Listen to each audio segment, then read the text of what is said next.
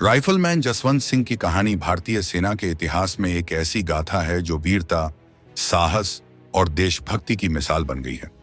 1962 के भारत चीन युद्ध के दौरान उनके द्वारा दिखाए गए अदम्य साहस और बलिदान ने न केवल उन्हें अमर बना दिया, बल्कि उनकी कहानी को भारतीय सेना के प्रशिक्षण कार्यक्रमों में शामिल कर लिया गया। उनकी वीरता की कहानी को विस्तार से जानने के लिए हमें उनके जीवन, युद्ध के उस महत्वपूर्ण पल और उनके बलिदान के पीछे के संदर्भ को समझना होगा। जसवंत सिंह का जन्म 19 अगस्त 1941 को उत्तराखंड के पौड़ी गढ़वाल जिले के एक छोटे से गांव बाराखोली में हुआ था। उत्तराखंड का यह क्षेत्र अपने वीर सपूतों के लिए जाना जाता है और जसवंत सिंह ने भी बचपन से ही सेना में शामिल होने का सपना देखा था। उनके परिवार में सैन्य सेवा की एक लंबी परंपरा थी और यही कारण था कि वे सेना में शामिल होने के लिए प्रेरित हुए। 1960 में जसवंत सिंह ने गढ़वाल राइफल्स की 4थी बटालियन में भर्ती होकर अपने सपने को साकार किया। गढ़वाल राइफल्स भारतीय सेना की एक प्रतिष्ठित रेजिमेंट है जिसने कई युद्धों में अपनी वीरता का परिचय दिया है। जसवंत सिंह ने अपने प्रशिक्षण के दौरान ही अपनी मेहनत और लगन से सभी को प्रभावित किया। उनके साथी उनकी ईमानदारी और दृढ़ निश्चय के कायल थे। 1962 का भारत चीन युद्ध भारतीय इतिहास का एक दर्दनाक अध्याय है। इस युद्ध की पृष्ठभूमि में सीमा विवाद और चीन की विस्तारवादी नीतियां थीं। चीन ने अचानक भारत पर हमला कर दिया और अरुणाचल प्रदेश, तब नॉर्थ ईस्ट फ्रंटियर एजेंसी और लद्दाख क्षेत्र में अपनी सेना भेज दी। भारतीय सेना इस हमले के लिए पूरी तरह तैयार नहीं थी और चीनी सेना ने भारतीय सैनिकों पर भारी दबाव बनाया। इस युद्ध के दौरान जसवंत सिंह को अरुणाचल प्रदेश के तवांग क्षेत्र में तैनात किया गया था। तवांग एक रणनीतिक रूप से महत्वपूर्ण क्षेत्र है और चीनी सेना ने इस पर कब्जा करने के लिए भारी हमला किया। नूरानांग इलाके में भारतीय सैनिकों को चीनी सेना के सामने पीछे हटने के लिए मजबूर होना पड़ा। यहीं पर जसवंत सिंह की वीरता ने इतिहास रच दिया।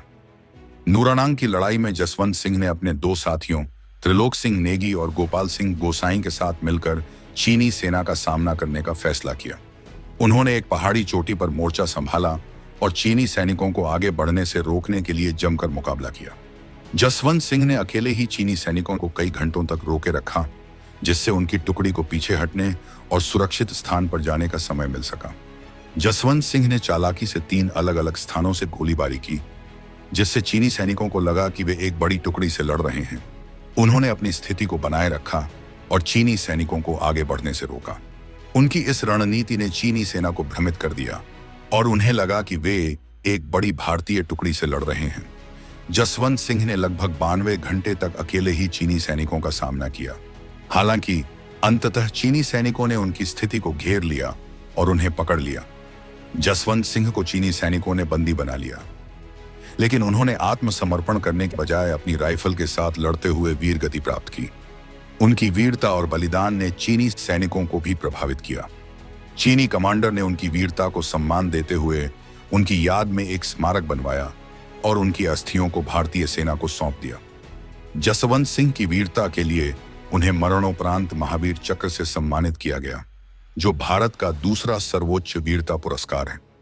उनकी याद में नूरानांग में एक स्मारक बनाया गया है और उनकी वीरता की कहानी भारतीय सेना के प्रशिक्षण कार्यक्रमों में सुनाई जाती है। उनकी कहानी न केवल भारतीय सेना के लिए बल्कि पूरे देश के लिए एक प्रेरणा है।